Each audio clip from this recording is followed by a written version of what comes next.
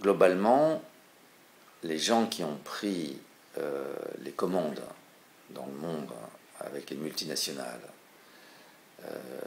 la production, ce qu'on appelle la production de masse, il s'agit de la production de voitures, la production de textiles, que vous voyez venir maintenant, beaucoup d'Orient, d'Amérique du Sud, etc. Tous ces gens-là sont à la fois dans le court-termisme, puisque la performance, c'est pas seulement une performance absolue, c'est aussi une performance dans le temps. Donc plus vous engrangez d'argent vite, plus ça compte dans la hiérarchisation des priorités. Le plus d'argent, le plus vite possible, on emporte l'argent et on le met de côté et c'est fini.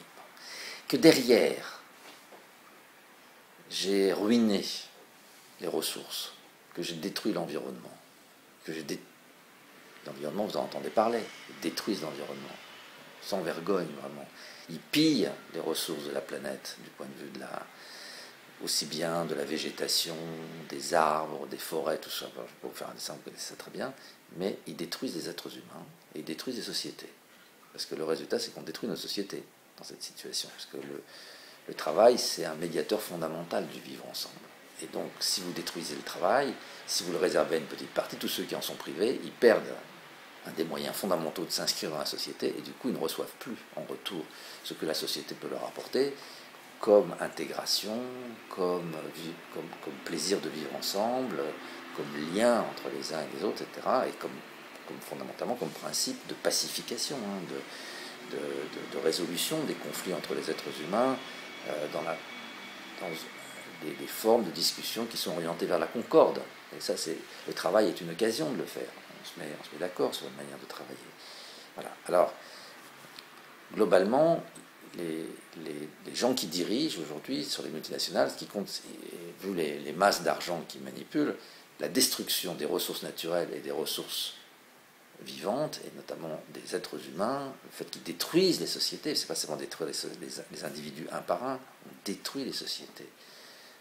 Et à la fin, vous détruisez des cultures, vous détruisez des civilisations. Donc la réponse globalement, elle est que ceux qui sont en ce moment au poste de direction, au-dessus des États, n'ont que faire de vos préoccupations dont vous venez de parler.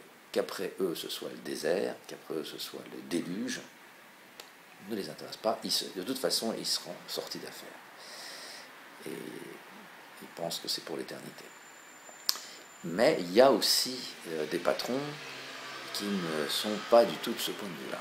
Il y en a des patrons, des dirigeants d'entreprise, des cadres dirigeants, qui ne sont pas forcément uniquement des entrepreneurs, il y en a qui ne sont pas d'accord parce que leur procès de travail, c'est-à-dire ce sur quoi ils travaillent, ce sont des procès de travail longs.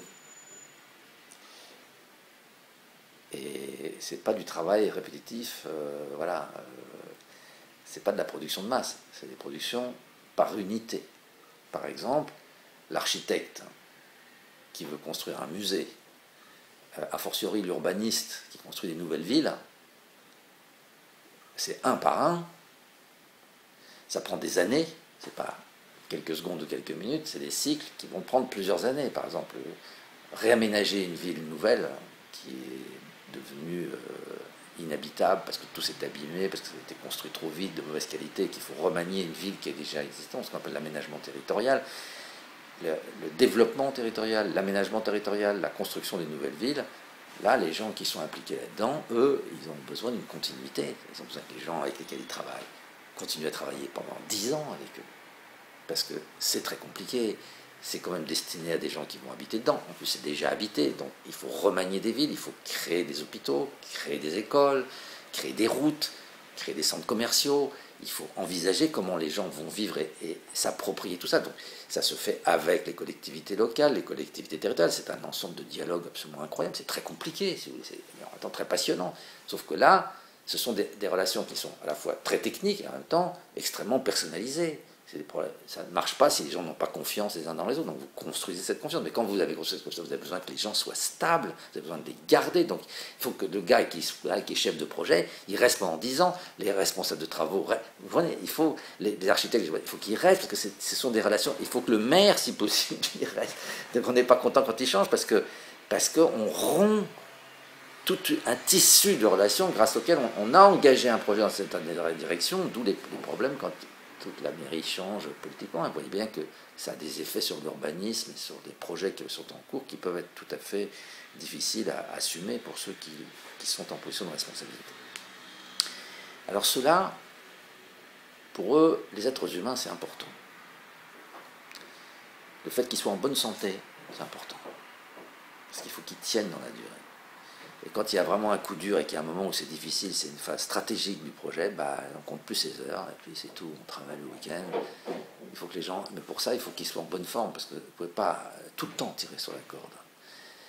Voilà. Et puis, il faut des relations de confiance. À l'intérieur même de l'entreprise, il faut des très grandes relations de confiance entre les gens, parce que chacun a une responsabilité. Vous voyez, voilà un exemple à l'envers, où là, vous avez des gens très, très préoccupés de ce qu'on appelle le développement durable. Alors, eux, c'est durable.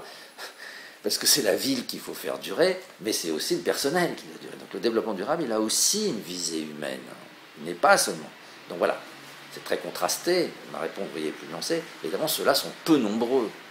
On les entend moins aujourd'hui, dans le monde d'aujourd'hui, alors que, évidemment, leur place, finalement, et leur impact est considérable. Et que si on ne les entend pas et qu'on les amène à faire du sale boulot,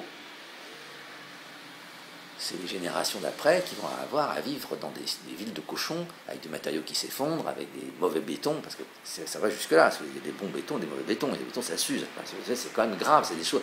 Et après vous avez des habitats dégradés, c'est insupportable. Bon, et c'est la violence, etc. Tout ce... Bon. Voilà, il faut penser aussi la vie culturelle. Voilà. Donc c'est contrasté, ma réponse elle est contrastée. Globalement, massivement, ce sont les premiers du premier camp qui l'emportent et qui sont en train de détruire notre monde.